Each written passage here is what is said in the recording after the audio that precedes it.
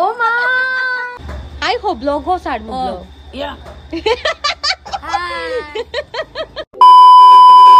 Hello everyone, this is Elena and welcome to my another blog. আর আমি আজকে অনেক দিন পরে ব্লগ নিয়ে আইছি। অ্যাকচুয়ালি আমি এখন ব্লগ খুব কম বানাই আর খুব একটা ব্লগ বানানো হয় না আর ভিডিও বানানো হয় না কারণ একটু ব্যস্ত থাকে।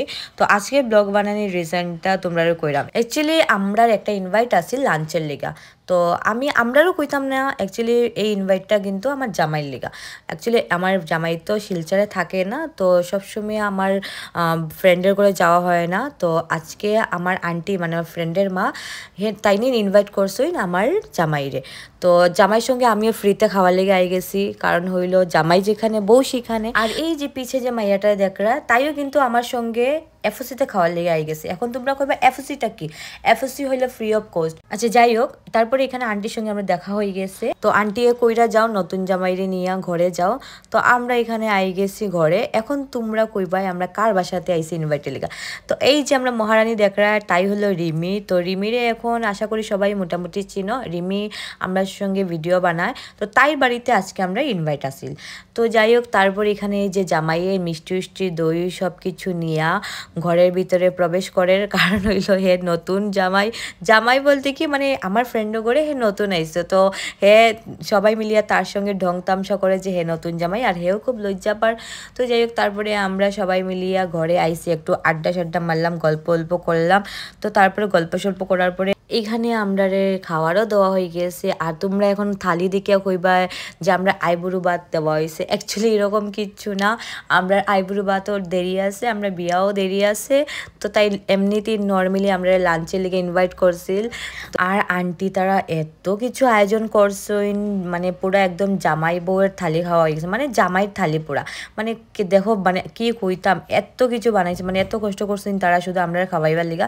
আর যাই হোক, তারপরে এখানে আমরা খাওয়া দাওয়া শেষ করিয়া তারপরে আমরা প্ল্যান হয়েছে আমরা একটু বদরপুর জংলা কালীবাড়িতে যাইমু। তো তারপরে এখানে রিমিয়ে করছে তুই আমার একটা কাপড় পরিলা, কারণ তুই মাছ মাংস দিয়া ভাত খাইছস, তো তুই এগুলো কাপড় লাগাইয়া মন্দিরে যাইস না। তো এখানে আমি রিমির ড্রেস সব কিছু লাগাইয়া আমি বাইরে গেছি তারারে টাটা দিয়া জংলা কালীবাড়ির লিগা। তো আমি আর আমার জামাই সঙ্গে আরও 2-3 জন আসিল। তো আমরা এখানে রওনা হয়ে গেছি জংলা কালীবাড়ির লিগা। তো এখানে আমি জংলা কালীবাড়ি কোনোদিনও গেছি না, প্রথম গেছি মানে যাইতাম। তো তার লিগে আমরাও রওনা হয়ে গেছি জংলা কালীবাড়ি যাওয়ার লিগা। আর যাওয়ার পথে আমরা তেল শেষ হয়ে গেছে, তো আমরা একটু পেট্রোল পাম্প থেকে তেলও ভরি লইছি। তারপরে আমরা তেল ভরিয়ে আমরা বাইরে হয়ে গেছি। তো আধা রাস্তা তাইয়া এখানে আমরা একটু দাঁড়াইছি, কারণ ট্রেন যাওয়াতে আসিল আর ট্রেন চললে তো রাস্তা বন্ধ করি দে। তো এখানে আমরা বাঁকা সময় দাঁড়াইছি। তো দাঁড়ানোর পরে আমরা আবার রওনা হয়ে গেছি। আর তোমরা যারা জংলা কালীবাড়ি গেছো তারা নিশ্চয়ই জানো জংলা কালীবাড়ি হইলো বদরপুরে। তো বাঁকা দূর মানে ধরিলাম 1 ঘন্টার রাস্তা। তো তারপরে আমরা ফাইনালি মানে আইসি জংলা কালীবাড়িতে।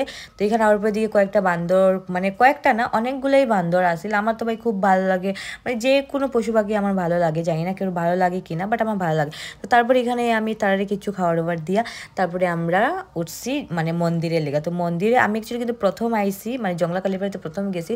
তো আমার খুবই ভালো লাগছে মায়ের দর্শন করিয়া। তো তারপরে এখানে আমরা প্রণাম করিয়া আমরা এখান থেকে বাইরে গেছি আবার ঘরের লেগা। তো ঘরে আবার পথে আমরা সিদ্ধেশ্বর মন্দিরেও একটু ঢুকছি। এখানেও ঢুকার পরেও এখানে আমরা প্রণাম করিয়া তারপরে আমরাও আবার ঘরের লেগে রওনা হয়ে গেছি।